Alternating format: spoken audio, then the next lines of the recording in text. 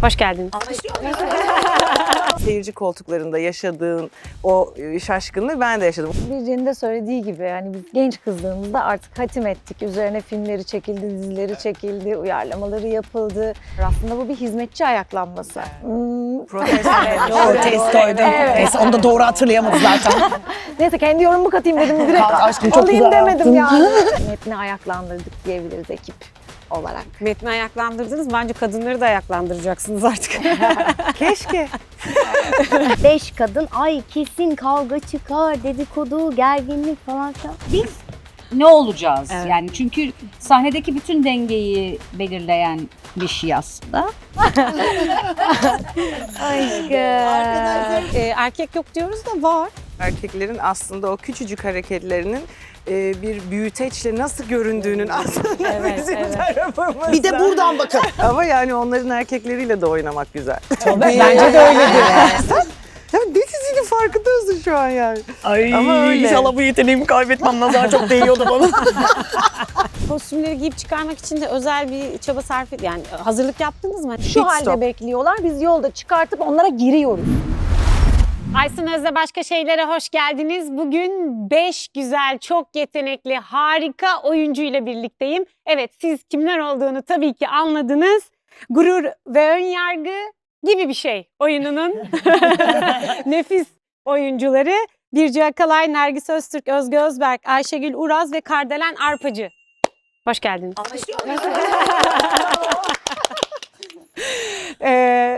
Ben oyunun performanslarını yani sizin performanslarınıza bayıldım. Hatta izlerken ilk gece izledim ben oyunu. Gecenin sonunda şöyle düşündüm. Yani o rolden role geçişleriniz, o enerjiniz, şarkı söyleyişiniz, dans edişleriniz ya enerji hiç düşmedi. Enerjiniz hiç düşmedi. Ve oyunun sonunda ne haldeydiniz merak ettim. O kadar yüksek bir performansla ve çok da gurur duydum. Hani gurur ve önyargıdan hani ben gururu buradan almayı tercih ediyorum. Gurur duydum. Yani hepiniz zaten hani çok başarılı oyuncularsınız. Hani benim bunu söylememe gerek yok tabii ki ama yine de 5 güzel oyuncunun burada muhteşem performanslarını izlemek bir kadına, üstelik bir kadın hikayesi anlatılıyor. Her türlü böyle gurur duymak için pek çok sebebi vardı bence buradaki oyuncuların. O yüzden elinize sağlık diyorum öncelikle. Teşekkür ederiz. Böyle bir Ne girişten güzel sonra. geldi. Oh, bugün 3. oyunumuzu oynayacağız. Yani daha doğrusu işte bir oyunumuzu oynadık, premierimizi yaptık. Sonra bir tane biletli oyunumuz vardı. Şimdi bugün bir oyun daha oynayacağız. Yarın da galamız var. O yüzden senin bu söylediklerin bize şu anda ilaç oldu. Çok güzel geldi. Şifaladın bizi. Sağ ol. Evet, iyi, çok sevindim. Ama bunların hepsi gerçekten hani izlerken seyircinin sizin performanslarınıza karşı ağzının açık kaldığını gördüm. Hatta ben salona şöyle bir izledim. Herkes böyle ilgiyle pür dikkat sizi izliyor. Oyunu zaten bir kadın bakış açısının olması çok önemli. Bir de toplumun hani ezilen kısmı dediğimiz kısımdan bakıyor olması. Yani Jane Austen'ın 200 yıllık romanı, hikayesi neticede burada anlatılan. Ama ona farklı bir bakış açısı getirmeniz çok kıymetli. Kadın bakış açısı bir de hep dezavantajlı grupların yani kadın olmaları, hizmetçi olmaları o taraftan bakılması da çok kıymetli. Bence günümüzde de çok cuk diye oturuyor diye düşünüyorum. Pek çok şekilde 200 yıl önce değil günümüzü anlatıyorsunuz diye düşünüyorum. O yüzden böyle bakıldığında yani sırayla öyle başlayalım isterseniz. Hani oyunun bir kere belki de şuradan başlamamız gerekiyor. Uzun bir hazırlık dönemi olduğunu biliyorum. Murat Bey bir röportajında bir yıl önceden başladık biz buna hazırlanmaya demişti. Onu okuduğumu hatırlıyorum. O yüzden bu hikaye ilk size geldiğinde ne hissettiniz? Böyle bir şey hayal etmiş miydiniz? Ne hayal ettiniz? Ne umdunuz, ne buldunuz? Çünkü ben oyuna gelirken böyle bir şey hayal etmemiştim. Yani daha farklı bir yorum bekliyordum. Ama bu yorum... yani bu kadar eğlenceli, bu kadar sarkastik, kadın bakış açısının bu kadar yoğun olduğu ve dediğim gibi o hizmetçilerin gözünden bir hikaye değil, daha farklı bir hikaye bekliyordum açıkçası. O yüzden tüm bu bakış açısı ve performanslarınıza böyle ağzım açık alarak çıktım. Ama sizdeki karşılığını hani ilk günden bugüne hani hikayeyi nasıl karşıladınız, nasıl buldunuz ve neticede hani 2 kere de oynadınız. Nasıl gidiyor? Başrol kesinlikle Metin. Yani zaten hani romanın kendisi çok evrensel bir hikaye. Çokça defa uyarlanmış da bir hikaye. Ama gerçekten böyle mıh gibi, başrol gibi bir metnimiz var. Ben hiç böyle bir perspektiften bakacağını okuduğumda da, yani Pride and Prejudice geldi, mailime düştü, açıp baktığımda hiç böyle bir şey beklemiyordum. Yani dolayısıyla aslında senin seyirci koltuklarında yaşadığın o şaşkınlığı ben de yaşadım. O yüzden sana sordum zaten hani nasıl bir şey bekliyordum. Ben de biraz öyle bekliyordum ve beni çok şaşırttı baktığı perspektif.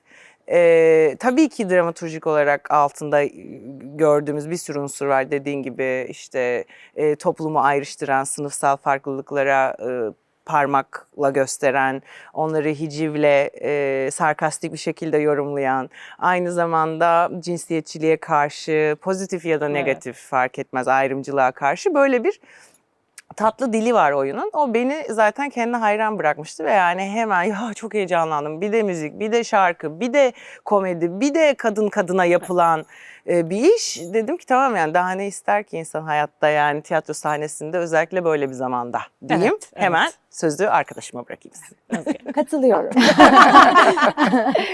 Yani Metin Birce'nin de söylediği gibi, yani biz genç kızdığımızda artık hatim ettik. Üzerine filmleri çekildi, dizileri çekildi, uyarlamaları yapıldı. Metin olarak bir kenara bırakırsak bizdeki heyecanını, ben biraz aslında arka tarafı anlatmak istiyorum.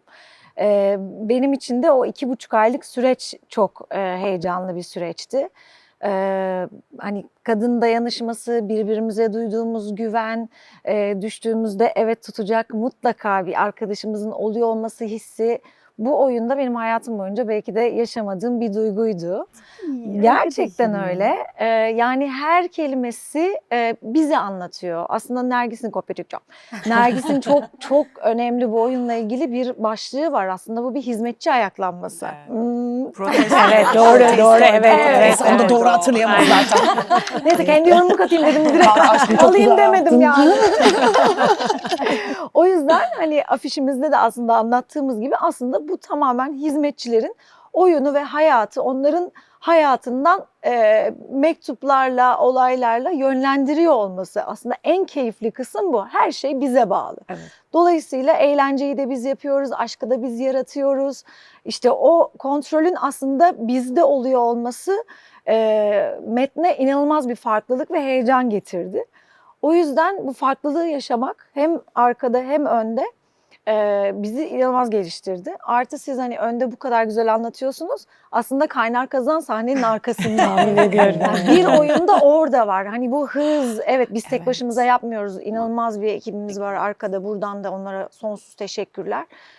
Hani biz bile o heyecanın içinde, o telaşın içinde bir sonraki karakterin ne olduğunu unutabiliyoruz. Bir yandan müzikler, bir yandan işte o heyecanla yani, ama arkada buradaki güvenin aynısı bir de arkada var. Evet. O yüzden böyle bu kadar keyifli bir metni ayaklandırdık diyebiliriz ekip olarak. Metni ayaklandırdınız. Bence kadınları da ayaklandıracaksınız artık. Keşke. Olacak. Yani bir gün olacak. Artık isyan bayrağını çekeceğiz diye düşünüyorum her şeye karşı. Yani katılıyorum. Yani ben oyunu ilk okuduğum zaman, okurken şöyle bir zorluk yaşamıştım. Şimdi hangi karakter hangi karaktere, yani okurken neyi okuyacağımı Evet, falan evet. şey olmuştum böyle. Doğru. Ve okurken hiç böyle bir dünya gelmemişti bana. Yani çok zor bir oyun ve çok zor bir metin olduğunu fark etmiştim, ama bu dünyayı yaratmak da çok zor. Ve çok büyük bir iş, çok büyük bir yetenek gerektiriyormuş yani. Onun için de zaten yani yönetmenimiz Murat Daltaban bu dünyayı çok güzel kurdu. Zaten biz 5 kadın ayaklandık. 2,5 ay boyunca gerçekten göz göze, diz dize çok iyi çalıştık. Ve şu anda gerçekten koşa koşa geliyoruz oyuna. Yani oyun oynamak istiyoruz, sadece sahnelerimize çalışmak istiyoruz. Başlangıçta şöyle bir şey olmuştu. Mesela kadın arkadaşlarıma oyuncu kadrosunun 5 kadın olduğunu söylediğim zaman hep şöyle tepkiler almıştım. Ha, hiç erkek yok. Yani, ve şey olmuşlardı böyle, hani 5 kadın, ay kesin kavga çıkar, dedikodu, gerginlik falan filan. Gerçekten kalpten söylüyorum. Bir gün birbirimizin ne kalbini kırdık, bir gün ne birbirimizi gölgeledik. Her zaman daha fazla push ettik ve dahası için hep birbirimize sarıldık. Ekiple de yani komple tüm ekibimizle de beraber böyle bir yol aldık. O yüzden hepimiz çok mutluyuz. Daha çok oynamak istiyoruz. Seyircilerimizin de gelmesini istiyoruz. Evet. Bence daha çok oynayacaksınız. Çünkü o performanslara bence o arkadaki sinerjinin, o birlikte olmaktan duyduğunuz hazzı yansıtıyorsunuz. O yüzden de biz orada o kadar böyle keyifle izliyoruz. O önemli olduğunu düşünüyorum. Yani bunu şuradan bakarak söylüyorum.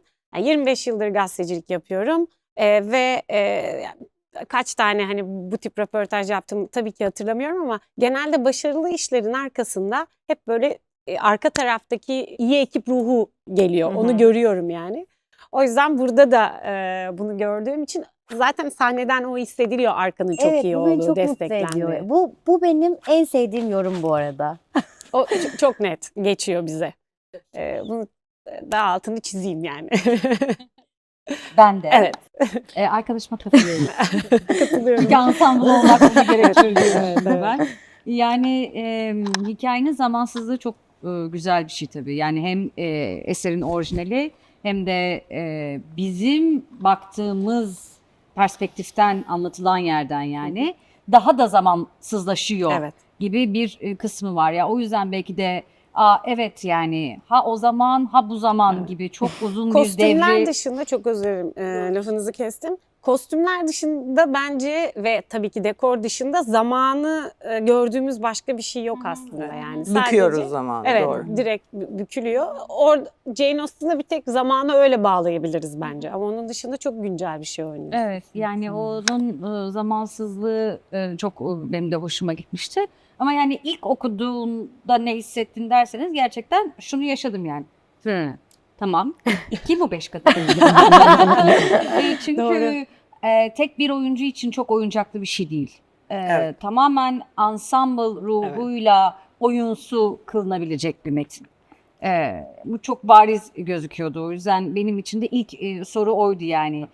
Kim bunlar? Biz ne olacağız? Evet. Yani çünkü sahnedeki bütün dengeyi belirleyen bir şey aslında.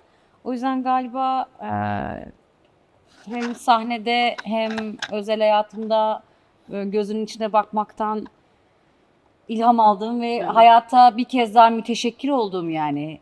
Hem birey olarak hem kadın olarak hem meslektaş olarak bu kadar müteşekkir olduğum şekilde sahnenin üstünde ve dışında olabildiğimiz için çok mutluyum. Benim için en büyük şükran galiba. O yüzden hani biz kimiz? Vay be evet.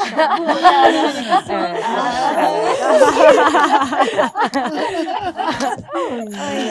Arkadaşlar böyle işte. Öf. Ağlatacağım çok durup güzel. durduk Öyle yerde. yani. Oyun öncesi. Sanki kız kardeşlerimizi bulmuşuz gibi bir durum içindeyiz. Vallahi Yani maşallah. evet. Vallahi ne olur Siz de seyredenler maşallah diyeyim bak. Bütün ekip maşallah diyoruz. Evet yani biz Bilmeyen de bir şey yapsın yani. herkes her şeyi yapıyor. Sansür Evet, her şeyi yapalım bence. Her şey Falan. gerekli. Yaptık. Bana bakıyorsun yandan Evet yandan. Nergis. Sana doğru geliyorum yavaş Aa, ne yavaş. anlatayım? Bu kızlarla uğraşmak kolay değil. Yani anne rolünden girersem eğer. Valla bir oyuncunun senaryosu. başına gelebilecek en güzel şeylerden birini yaşıyoruz. 5 kadın bunu başarıyor olmamız sahne üzerinde. Yani ekip çıktı. Evet, oyun şu an itibariyle artık bu 5 kadının elinde ve arka ekip, bütün ekibin. Ama bunu başarıyor olmak, yani burada oluyor olmak, bu oyunun, bu evcilik oyununun içinde oluyor olmak gerçekten bizim için bir şans. Evet. Soyutlanıyoruz Evet. çünkü. Evet. Evet. Yani şu an mesela... Seyirci de soyutlanıyor. Evet. Öyle, evet. Yani başka uzun zamandır yapılan işlerin içinde başka bir yerde duruyor gurur ve önyargı gibi bir şey. Bunu çok da duyuyoruz. Yani işin içinde evet büyük bir prodüksiyon var. Büyük bir prodüksiyon var ama oyuncu ekibi olarak az bir ekip Evet. var. İşte dekor var ama bir sürü oyun var filan gibi. Yani bunların hepsinin bir arada yani bu oyundan herhalde 4 ayrı oyun çıkabilir. Ayrı ayrı Tabii ki oyun. çıkar. Gerçekten çıkar. O yüzden de bunun içinde oluyor olmak çok güzel. Evet, bir kere zaten geldiklerinde 2 perde bir oyun. Böyle Evet, Bu da çok doyurucu bir zor. oyun. Bu kadar Zor da hızlı bir Artık, dönem evet, yaşarken. artık zor. çok hızlı bir oyun. Bir de erkek yok diyoruz da var. Var. Bir hayli var. Bizim baktığımız Ya o Erkekler var. hizmetçilerin Evet, gözünden hepimiz erkek erkek dünyasına oynuyoruz. bakıyoruz Evet. biz. Evet. O da bizim gördüğümüz Evet. yani bu hizmetçilerin gördüğü erkekler onlar. Evet, birazcık da grotesk Tabii görüyorlar. ki. Evet. O alaycılıkları zaten o erkeklerin aslında o küçücük hareketlerinin bir büyüteçle nasıl göründüğünün aslında Evet, bizim evet. tarafımızda. Bir de buradan bakın. Hiç görmüş Tabii tabii. Yani öyle bir tatlılığı var erkeklerin. Ben hiç erkek oynamıyorum bu oyunda. Ama hepsine maruz var kalıyorsun. bir oyun. Evet, Hepsine hepsine maruz Evet. kalan Hepimiz maruz kişi. kalıyor. Hepsine. Yani hepsi bir erkek oynuyor. Evet, oynuyor. Bir tek ben Evet. oynamıyorum ama hepsine maruz kalıyorum. bir Evet. noktada. Hepimizi göğsünde yumuşatan. Evet bir gün provada karşıdan izliyoruz işte özellikle ikinci perde boyunca yani ikinci perdede iyice artık hani o gidiyor o geliyor o gidiyor o geliyor yani ve birisi şöyle oldu sen mi vardın yanımda ay bu kızın başına da gelmiyor falan gerçekten öyle bir şeyle geliyor. Ama yani onların erkekleriyle de oynamak güzel. Tabii. Bence de öyledir. Yani öyle süreksleri var ki anladın mı? Öyle çok çok hoşuma gidiyor yani. Bir geliyorum öbürü geliyorum öbürü falan. Tatlı oluyor yani. Keyifli Ya oluyor erkekleri şimdi. de sizden izlemek çok güzel. bu Evet. arada. Yani. Bir de yani Jane Austen'in romanlarında ya da filmlerinde izlediğimiz filmlerde de yani hep böyle bir prototipler ya o prototiplerin bu grotesk birazcık daha karikatür halleri bana çok komik geliyor. Yani çünkü hani biraz minimize ettiğimde o hareketleri, tavırları var ki. Tabii ki. Var ki. Tabii. Yani o kadar var ki sadece böyle göründüklerinin farkında Bir değiller. de size bir şey söyleyeceğim. Bak şu an aklıma geldi bu. Onun aklına böyle şeyler gelir. Bir Bir dakika, bir şey söyleyeceğim. Mesela yani bu bir spoiler değil. Benim oynadığım karakterlerden bir tanesi Collins. Şimdi benim hizmetçimin Collins'i gördüğü yer oynadığım yer. Şimdi Birce'nin hizmetçisi, Özge'nin hizmetçisi, Ayşegül'ün hizmetçisi, Nergis'in hizmetçisi beşimiz çıksak Collins'i gördüğümüz yerde 5 farklı Collins olacak. Evet bir de şöyle. Yani bu çok ilginç yani. Evet şunu söylemek Gerçekten. Seni ısırıyor.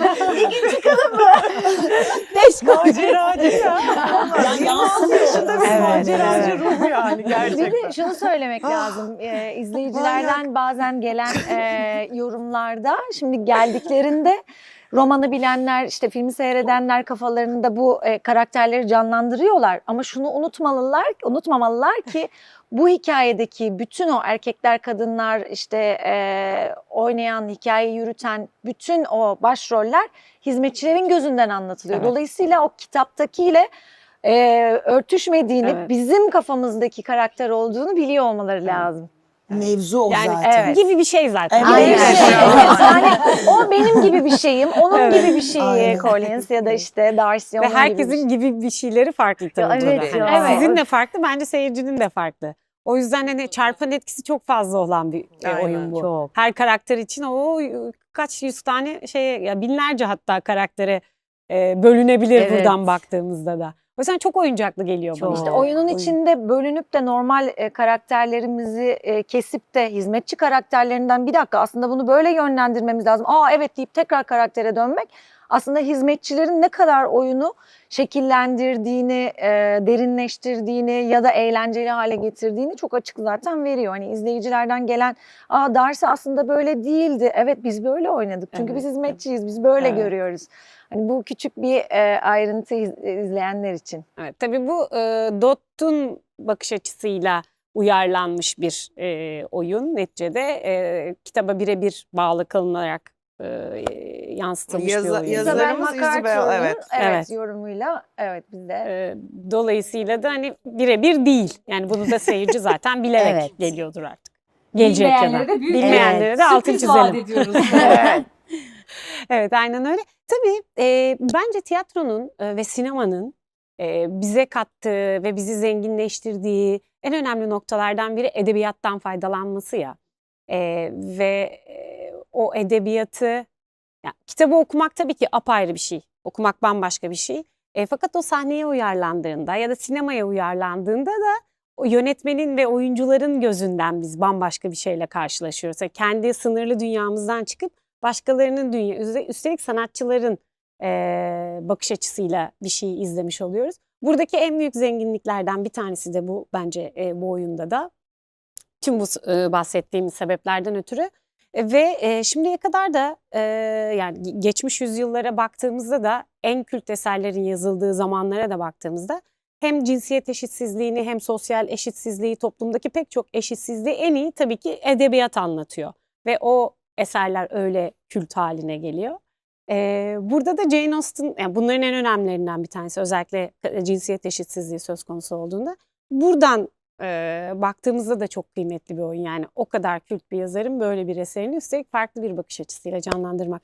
Ama buradaki en büyük eşitsizlik, yani sizin oyunda anlattığınız en büyük eşitsizlik sizce hangisi? Ya da en çok nelerin altı çiziliyor? Hani benim kendimce bir fikrim var ama hani siz seyirciye nasıl aktarmak istersiniz?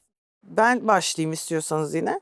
Yani ilk oyunun başından başlayayım, sonra sırayla gidelim isterseniz yani. Hani mesela en temelde yani diyor ki hizmetçiler olmazsa, biraz önce Özge'nin de dediği gibi, aslında ilk sınıfsal farklılıklarla başlıyor. Yani biz olmasak siz ne yapacaksınız diyor. Yani biz de burada olacağız ki siz konçertolar yazacaksınız rahat rahat, romanlar yazacaksınız, işte şarkılar söyleyeceksiniz, besteleyeceksiniz vesaire bilmem ne.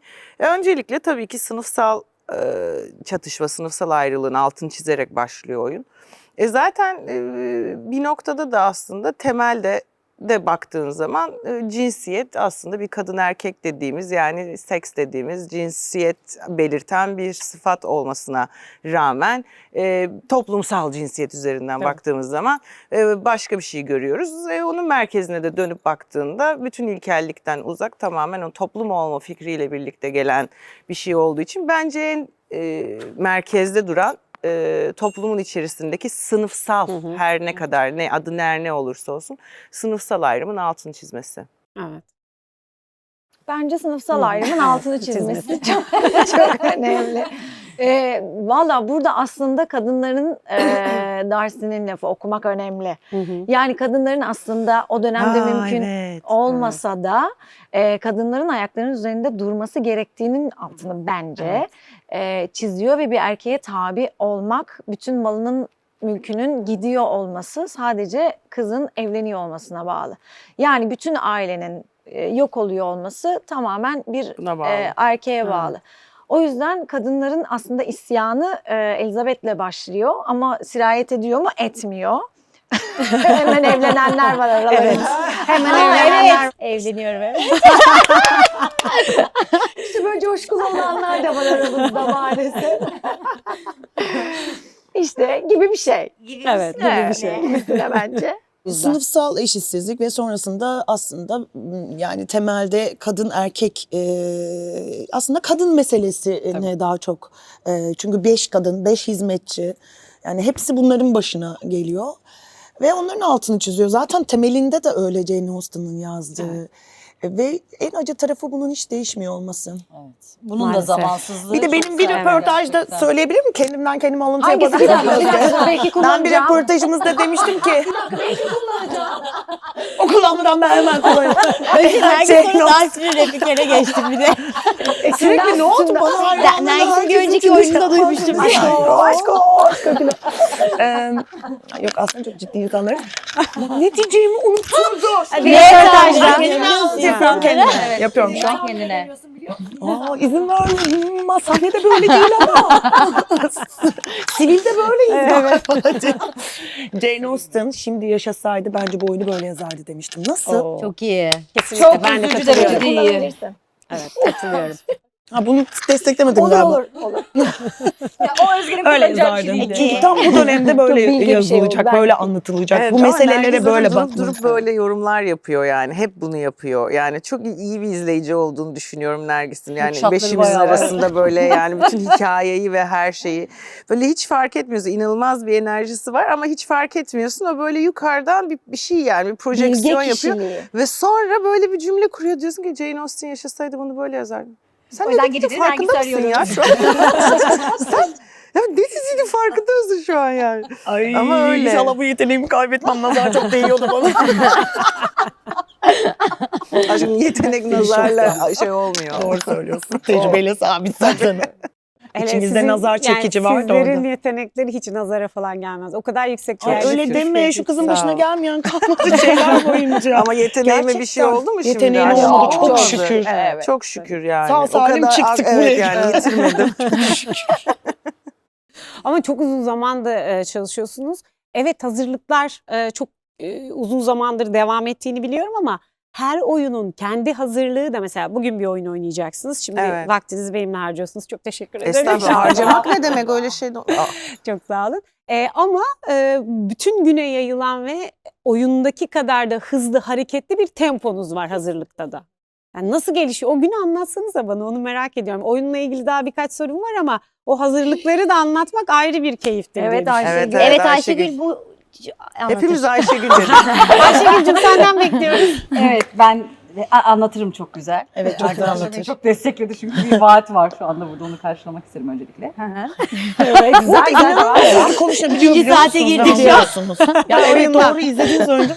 Ya gerçekten bu bir yetenek. Yani bu kadar hızlı konuşup mesela ben hızlı konuştuğumda zaten Türkçe gitmiş oluyor, başka bir yere dönüşüyor. Ama o Çarpı 2'de ses kaydı yollayabiliyorum yani kendim olarak. çok iyi. Hadi anlat. Büyük bir iddia, evet. Şimdi şöyle, bence gerçekten şimdi ekip demişken asıl, yani tamam biz beşimiz, evet, ama yani Ada şurada oturuyor. Yani Canım Ada sahne ya. arkasının hummalı çalışması Evet. bizden önce başlıyor. Yani ya inanılmaz bir zaten beraberiz oyunda. Hakikaten beraberiz yani. 5+5'iz. Aynen. Evet, Hani evet. öyle 5 bir artı. Bence Ya, 5 kere evet, 8 Başak, falan. 5 artı 8, Sevil, 9 falan, evet. Dilan. Yani arkasının belgeseli çekilse gerçekten orada ayrı bir oyun var. Evet, doğru. en az bizim kadar, yani sahnenin üstünde olması gereken kadar açık, işinin başında aynı mutlulukla. Bence bu da çok önemli bir şey. Yani hani arkada da şey olmaz. Ay gibi değil. Teşekkür ederim Başak. Başak, bunu nasıl gene unuttun ve sen nasıl gene hatırladın? Yani o yüzden bu günlerin, bu oyun günlerinin sabahtan hummalı çalışması bizden önce Gece başlıyor. arkadaşlarımızla, yani gece başlıyor. Sonra biz dahil oluyoruz. Ama yani benim de uzun zamandır, yani gerçekten bir oyuncu için de bence challenge olan bir oyun kendi içerisinde. Ben ilk tecrübe ederken öyle demiştim yani. Wow. Evet, gerçekten, çünkü bütün oyuncakları bir arada aynı şekilde kullanman gerekiyor ve evet, meziyet bu işin toplamında. O yüzden bence hazırlığı da güzel, zevkli yani. O kısımda da bir tat var yani. Tamam, şimdi bunu evet beden ısıtalım değil mi? Tabii ısınmadan olmaz çünkü hani falan. Evet, buraya herhalde sabahtan geliyorsunuz. Evet, 2 gibi başlıyor günümüz. Hı hı. Yani- Ayşegül'den Oyun beklediğimiz günleri şey buydu. özellikle hani şu saatte uyanmalıyım, şunu yemeliyim, bunu içmeliyim ya da işte şöyle bir ruhsal bir hazırlık tarafı da bir şeyleri var, hem fiziksel hem Yani ruhsal. dikkat ediyoruz sadece. Sonuçta oyun oynuyoruz Çok akşam eforlu yani. bir şey olduğu Evet. için. Evet. Hiç durmadan kondisyon olarak çok ciddi 3 bir saate kondisyon. yakın Evet. sürüyor yani sahnedesiniz. Şu merdivenleri Evet. çeker misiniz? Kaç Evet. kere iniyoruz çıkıyoruz bir de yani. Kimse o günümüzü anlatmadı şu Evet, an. ben girdim. Evet. 2 gibi başlıyoruz. Yo, ben Evet, genel saldım taslağı. sıramı. Evet. Ben hemen geçiyorum çok hızlı bir şekilde. 2 gibi başlıyor genelde günümüz. Geliyoruz. Öncelikle çayımızı kahvemizi alıyoruz. Sonra muhakkak o 3 saatlik oyunun oturup tekte ezberini, şeyini geçiyoruz. Hı hı. Ondan sonracığıma söyleyeyim. Kendi aramızda, kendi aramızda bazen oyunlar oynuyoruz, bazen oynamıyoruz. 3-4 gibi saç makyaja giriyoruz böyle tek tek. O girdiğinde o çıkıyor, o girdiğinde o çıkıyor falan filan. Ondan sonra ses ısıtmasına giriyoruz. Seslerimizi ısıtıyoruz, şarkılarımızı söylüyoruz. Ondan sonra danslarımızı tekrar ediyoruz. Danslarımızı ediyoruz, vücudumuzu açıyoruz. Ondan sonra mikrofon kontrollerine giriyoruz. Yoruldu. Seyirci Kostüme yoruldu. giydik bilmem ne falan filan. Seyirci geldiğinde oyunumuza başlıyoruz. 3 saatte oyunumuzu oynuyoruz ve günü Sonra, bitiriyoruz. tabii. Çok Sonra adrenalinden uyuyamıyoruz. Heh, bittiğinde gerçekten siz Tabii. bitmiş mi oluyorsunuz Yok. yoksa Hayır. adrenalin hala Başlıyor. tepede Yeni mi? başlıyor. Bir oyun daha olsa Oynanır, o, evet, evet. o Aynen. heyecan. Yok, ben oynayamam bir oyunda. Oynarsın ya. Yok ya. Ya biz oynadık. yok bilmiyorum. Oynayamam herhalde. Yani. Ya hayır bütün günün devamında Bütün oynayamam. günde, Yani tabii. atıyorum üst üste 2 oyun tabii ki hani oynarsın Matine ama suarı olabilir. tabii ama yani gördün sen de çok zor ve hareketli bir oyun. Hani evet 2 oyun üst üste oynarsın ama ertesi gün ne olursun o belli olmaz Doğru. yani. Hani yataktan kalkabilir misin o biraz şey yani. Challenging çünkü yani o O yüzden anlamda. Şey var ya, Her şey böyle mutlaka hazırlık gerekiyor.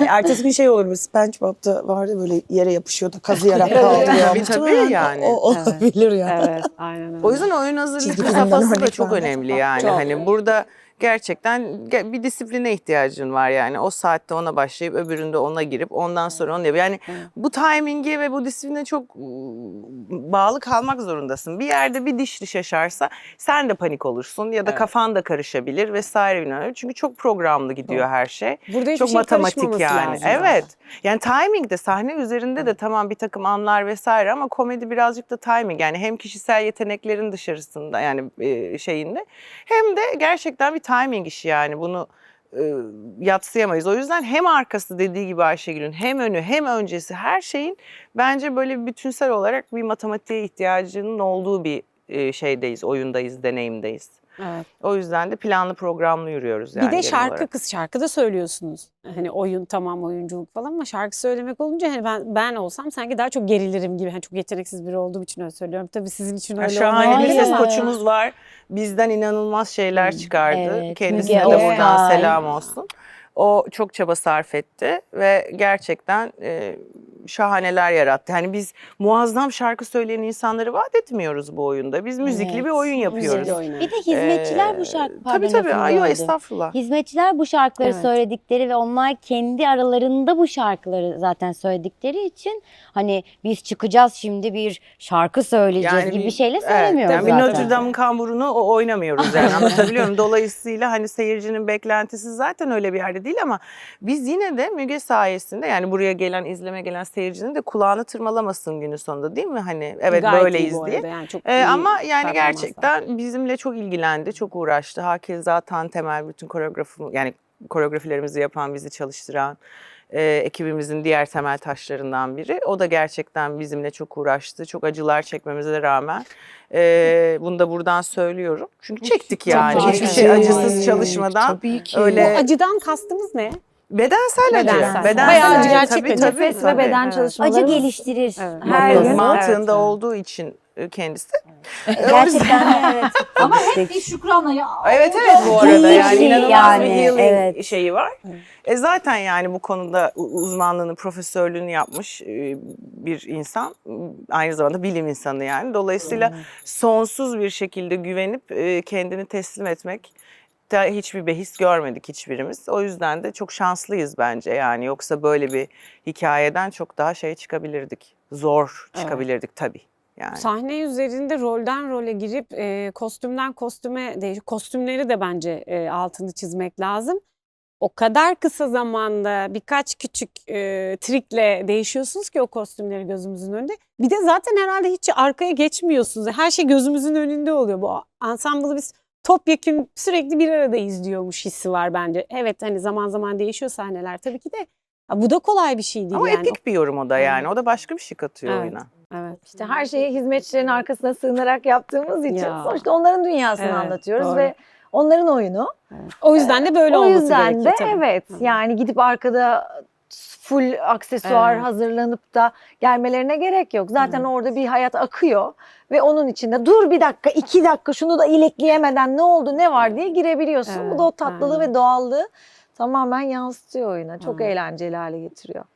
O kostümleri giyip çıkarmak için de özel bir çaba sarf et. Yani hazırlık yaptınız mı? Hani nasıl giyeceksiniz? Tabii nasıl- ki. O ayrı bir Olmaz şeydir mı? herhalde, değil mi? Yaptık. Birçok şey Evet. değişti yani düğmeler kalktı işte teknik olarak mıknatıslar eklendi her şeye yani gelip çat çat yaptığınız çünkü Evet. mesela kendi adıma konuşayım 12 saniye içinde çıktıktan sonra 3 parçayı giyip yukarıya çıkıyor olmam gerekiyor ve bunun provasını Çünkü aksam boş kaldığı anda her şey düşüyor. Evet. 14 olduğunda 14 burada bir şey olduğunda- aksıyor. Evet, burada bir şey aksıyor. Yani Yani. o yüzden Dedim ya her işte şey matematik. Şark dönüyor yani. Sirk gibi bir şey burası. mümkün değil yani. Onun Guinness'e 14'e falan çıkması. başvurmayı düşünüyor musun?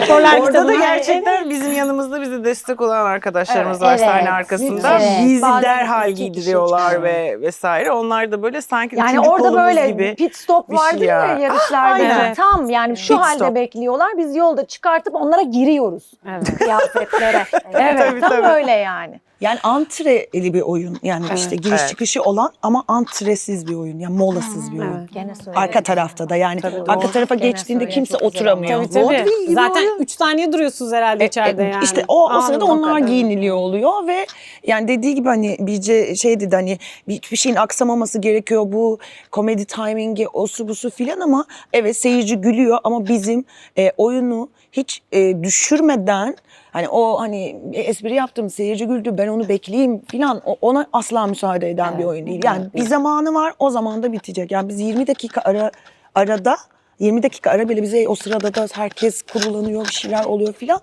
Yani aslında hiç bitmeden 2,5 saat aralıksız oyun oynuyoruz biz. Evet. Aynen öyle. Yani ve hiç molasız. Hiç. Sıfır. Evet. Yani arkaya gidildiğinde de mola yok. Yok. Evet. Aynen. O yüzden zaten hani ağzımız açık kalıyor sizi izlerken. Mesele bu kadar böyle bir yerde dururken bizim bunu bu kadar sarkastik tatlı bir yerden yorumluyor olmamız bize de en azından başında dediğimiz gibi biraz olsun umut, biraz olsun nefes, biraz olsun da biz bir şey dedik ya yani sadece gülmek, eğlenmek için burada değiliz ama metnimizin alt metni çok kuvvetli. Biz de bunun için ne gerekiyorsa elimizi o taşın altına koyduk diyebilmek gurur verici diye düşünüyorum. Hepiniz aynı yaşta gibi görünüyorsunuz. Çok gençsiniz Çok ama şükür. biraz böyle küçük farklılıklarla da farklı jenerasyonlar var tabii. Bayağı küçük. Ay bütün dijital efektlerimizden kendisi. Yapamıyorum. Nasıl poz koyuyorduk? Ne oluyordu? O kadar da boomer mısın ya? Evet ya abartı. Ay görmüyor. Ama Ya, Görmüyorum yakında diyor. görmüyor Özlem. Okey. Gözler ya de yapıyorum da gitmiş. hızlı diyelim. Sonuca ulaşıyorum. Evet, Bir şey şekilde. falan da zorlanıyor ama öğrendi çoğunu. Ama oyunun içerisinde hiçbir şey anlaşılmıyor. Hepiniz aynı yaşta, aynı jenerasyonda, aynı kafada. Müthiş bir hızla oynuyorsunuz. Evet ya bu merdivenler ne kadar yüksek gerçekten. Kaç kere inip çıkıyorsunuz 14-28 kere. Hayır 28 basamak. Toplam 28. Ha, 14, kaç 14, sef? 28. 28. Biz Kere inip inip bilmiyorum. İnip inip çıkıyoruz. çıkıyoruz. Çarpıyorum. Gelen Kaç saysın. kere Biz mi? bilmiyoruz. Evet, bence Onlar saymak saymadı. lazım. Çarpı 20 Bir falan. sayacağım. Bir daha gelip saymak istiyorum. Sayma sen niye sayıyorsun? Ne sence kaçtı gözünden? Neyi tekrar izlemek istersin? Ya- Seni bu oyuna ne tekrar getirir? Mesela diyaloglarda Hop, kaçırdığım bir gel şey böyle var. otur. Evet, şöyle değişelim. Evet bu da değişik feedback. Diyalogları daha yakından, daha böyle sindire sindire takip etmek istemiyorum. Çünkü çok hızlı oynuyorsunuz ya bir şey mi kaçırdım, şunu mu diyor, hiç dalmaya şeyimiz yok ya fırsatımız yok. Tabii. O Evet. arada bir şeyi düşünürken başka bir yerde de buluyoruz kendimizi. Mesela o teksti bir kere daha hani böyle daha içselleştirerek, daha dingin bir şekilde bir şeylerin farkında olarak izlemek isterim. Ha, güzel bir şey bu. Evet. Yani bunların hizmetçilerin gözünden olmadığını, olduğunu unutmadan. Hizmetçilerin gözünden olduğunu Bir de bu unutmadan. perspektiften Evet. şimdi bakarak. Tekrar. Çünkü artık oturduğu oyun bende. Aha. Hem neyin ne olduğunu biliyorum. Üstüne böyle güzel bir röportaj yapmışım, konuşmuşum. Hadi gel. Sizin gibi muhteşem kadınların performansını daha bir kere değil 3-5 kere de izlerim. Teşekkürler. Enerjiniz çok iyi. Kendinizi dediğim gibi burada hani böyle parçalarcasına o aşkla oynamanız insanı çok etkiliyor. O yüzden daha hani bu kadın erkek meselelerine, Jane Austen'a işte yüzyıllardır çözülmeyen noktaları konuşuruz ama şimdilik burada bırakalım isterseniz. Çok teşekkür Çok ederim. teşekkür Çok ederim. teşekkürler. Ama eklemek istediğiniz bir şey var mı? Hani benim parmak basmadığım, sormadığım, ya bunu da söylemek istiyorum dediğiniz hani içinizde kalmasın, aklınızda Her şey kalmasın. çok güzel Evet, konuşuldu. Evet, konuştuk. Çok güzel bir sohbet oldu. İyi ki Enerjiniz geldin. çok güzeldi. Gerçekten teşekkür çok ederim. teşekkür Sizin ederim. enerjiniz bana Evet. yansıyor. Yani o karşılıklı bir mukabele. Çok da keyifli oldu. Oyun gibi oldu bence. Oh, Gibi bir güzel. şey oldu. Çok teşekkürler. Biz teşekkür Ellerinize ederiz. sağlık. Uzun Ayağına oynayın. sağlık. Biliyorum Ankara'lara falan da Evet, gideceksiniz. Ankara turnemiz Bursa var. mı bir de vardı? Bursa var bir de. Bursa vardı, Ankara vardı. 20 Ocağımız var. 20 Ocak'ta buradayız. Yine buradayız. Evimizdeyiz. Bursa ve Ankara turnelerimiz var Şubat ayında. Buralara gelemeyen izleyicilerimiz için buradan duyuruyor olalım. Evet, senin siz de oralara vasıtanla. gideceksiniz. Yazın belki Biz geliyoruz. Ege falan böyle Akdeniz. Ay, Aa, İnşallah. enteresan. Yani biz Avrupa'ya şu Avrupa Evet. turnesine çok heyecanlıyız. Birkaç böyle tatlı hareketlilikler oldu ama şu an daha evimizde yeni yeni oynuyoruz ve birazcık daha buralardayız. Ülkemizin böyle birazcık dolaşalım. Ondan sonra çok istiyoruz mesela yazın böyle tatlı bir açık hava neden olmasın. Evet, hem- Keyifli olabilir ama kurulum da çok önemli tabii Evet, yani. kolay bir Evet. dekor değil ama Çok bu ekip her taşınabilir bir şeyin dekor. evet. Bir amfitiyatroda nasıl oluru bilmiyorum mesela yani hiç. Belki bir yolu bulunur. Aa, benim Evet. söylemek istediğim bir şey var. Buyurun. Dekor tasarımı Burak Etöz. Evet. Aa, Bütün ondan bu da- güzel dekorumuzu yapan, bir tek onun ismini vermedik. Tomris. Tomris Evet, Kuzu. dekoru Evet. söylemek istedim. Evet. Aynen. Evet, Çok bu kadar. önemli. Bu Hem kadar. kostümler hem dekorlar gerçekten. Onların da ellerine sağlık. Teşekkür ediyoruz. Tabii bu kadar muhteşem bir oyunun arkasında muhteşem bir ekip var ama bir de Dot Tiyatro ile BKM de var. Evet, DOT ve BKM ortak yapımı bir proje bu. Yönetmenimiz de çok sevgili Murat Daltaban. Onunla beraber bu süreci geçirdik. Ve BKM DOT ortak yapım bir işin zaten kötü olmasının imkanı yoktu. Keza öyle oldu. Şu anda çok güzel, çok sevdiğimiz bir işimiz, ekibimiz var. Umarım güzel devam eder. Güzel devam edecek. Hayal kurmak çok güzel Evet. bir şey ve bu hayallerin gerçek olduğuna şahit olmak. Şimdi burada o oyunun yönetmeni Murat Daltaban bir hayal kuruyor, bir metin görüyor, bir gün bir hayal kuruyor, buraya geliyor. Sonra bir yapımcı tekrar yani hem DOT hem BKM o desteği veriyor ve bu hayal böyle gerçek oluyor. Şimdi sanata bu kadar destek vermek ve gerçekten yani normal şartlarda bu oyunun provaları belki bir ayda, 1,5 ayda bitmesi beklenebilirdi ama Tabii. bu kadar rahat. detaylı ve titiz çalışmanın destekçisi olarak BKM ailesine, BKM yapıma çok teşekkür ediyoruz. Başta Necati Akpınar ve Zümrüt Hanım olmak üzere gerçekten bize kapıların ardına kadar her köşesinin açıp bizi rahat ettirmek için ellerinden geleni yaptılar. Biz oyun başlamadan yaklaşık bir 2-3 hafta evvel, belki bir ay evvel oyun dekorumuzun tamam haliyle prova yapma şansı. Evet. Şansı. Evet. Dolayısıyla bu imkanları da Öyle mi? bu imkanları da unutmamak, altını çizmekte fayda var. Çünkü maalesef ülkemizde zamanla yarıştığımız için, zamanı satın aldığımız için bunu değerlendirmek eşittir kapital. Kapital de maalesef tiyatro camiasında çok zor Çok. yönetilen bir şey. Sen de biliyorsun, hepimiz biliyoruz. O yüzden o anlamda BKM'ye de, BKM. DOT'a da çok teşekkür evet, ediyoruz. gerçekten. Bir de ben çok Bize bu yetişemedim imkanları ama sağladıkları DOT'un için. o oyunları, o şeyleri çok duymuştum. Hiç yetişemedim yaşımdan ötürü. Mısır Apartmanı. Şimdi Mısır aynen Apartmanı. Mısır Apartmanı'na ben yetişemedim yani. Evet. Şimdi DOT bünyesinde bir oyunda olduğum için çok mutluyum. Ama ben Avrupa turnesine çok sıcak bakıyorum. Ay. Gideriz belki.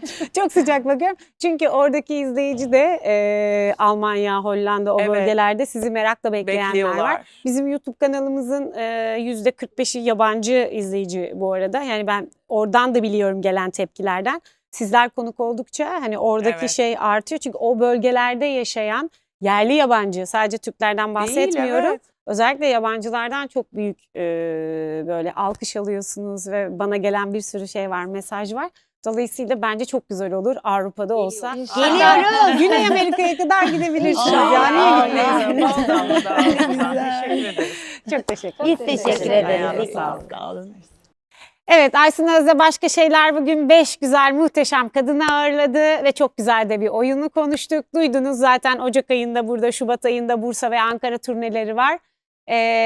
Gurur ve Önyargı gibi bir şeyi izlemeyi mutlaka ama mutlaka bir listeye not edin. Maslarınız arasında olsun, izlemeniz gerekenler arasında olsun.